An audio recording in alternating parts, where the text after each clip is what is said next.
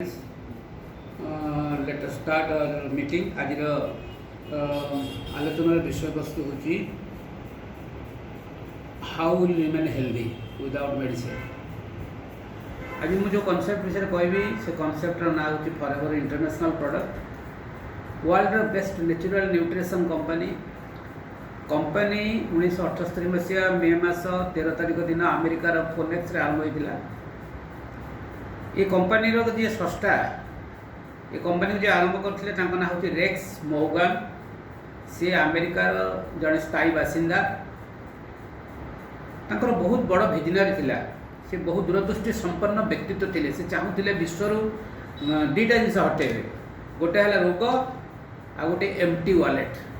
से चाहूथिले ये दुईटा जिनिस पृथ्वी रे वर्तमान प्रचंड भाव में व्यापुची। बहुत चेष्टा बहुत प्रकार चिंता भावना पर सिद्धांत उपनीत हेले।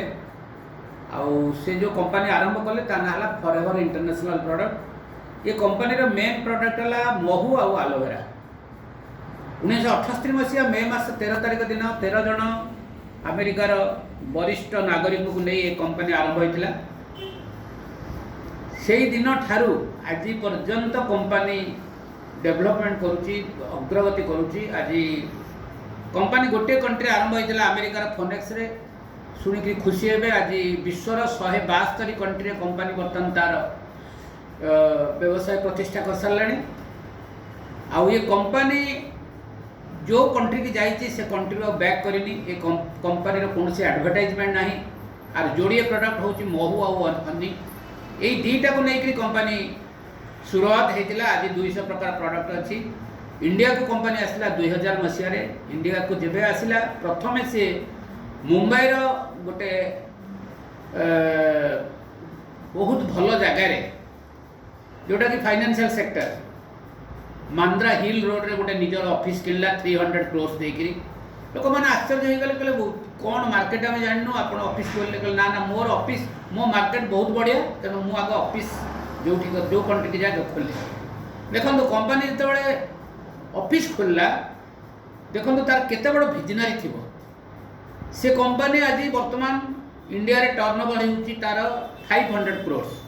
आज वर्ल्ड रे टर्नओवर होउची 50,000 crores। ये कंपनी रो प्रत्येक प्रोडक्ट न्यूट्रिशनल प्रोडक्ट। कंपनी रो मेन है आलोवेरा। आपण तो माने आलोवेरा जानिचंदी आलोवेरा 400 प्रजातिर अच्छी। आ उपरे बहुत किसी गवेषणा कराई, रिसर्च कराई। वेद बाइबल कोरान ग्रीक हिस्ट्री आ उपरे आज के 1000 वर्ष पूर्व लेखा अच्छी। आपको जीसस ख्रीष्ट भी व्यवहार करते। दि ग्रेट अलेक्जेंडर दि ग्रेट आपको भी यूज करुले। सी जो सैन्य सामग्री जाऊे से ओन क्षति होते माने जो देह खराब हो जाता से युद्ध में खंडिया खबर होते यही आलोवेरा को व्यवहार करते। इवन आम जो महात्मा गांधी जो से साउथ आफ्रिकार हंगर स्ट्राइक करते से जड़े निग्रो कही सार आपण यही पत्र रस पीयंतु आपन कौन खाद्य दरकार नहीं। आज जहाँ हो आम कंपनी ना हूँ Forever international product world best company nutrition उपरे कंपनी नंबर 1 वर्तमान। ये जो प्रोडक्ट तैयारी करे सब नेचुरल न्यूट्रिशन आर सिंथेटिक नाई। कंपनी रो निजर कल्टिवेशन निजर processing bottling and research and development department shipping everything A रु जेड कंपनी गोटे बैनर तले आज के 47 वर्ष है करुच्ची। ये कौन सी सेकेंड पार्टी सहित टाई अप करूनी। ये कंपनी जो जो प्रोडक्ट तैयारी करिछि सब गुड़ाक नेचुरल न्यूट्रिशन। आपन देखो आज दिन में प्रत्येक लोक देह रोग अच्छी। जहाँ घर को जी देह किसी ना कि रोग अच्छी। आम रोगर मंदिर भितर अच्छा। रोग हमारे मुख्य कारण है कौन पानी पवन खाद्य। बचापी जो 3टा जिनस दरकार पानी पवन खाद्य ये 3टा जिनस वर्तमान पॉल्यूटेड पानी रे टीडीएस बढ़ीगला। खाद्य रे हार्बिसाइड पेस्टिसाइड कलर दिया परिबा इंजेक्शन दिया परिबा आम से सब जिनस खाऊचे।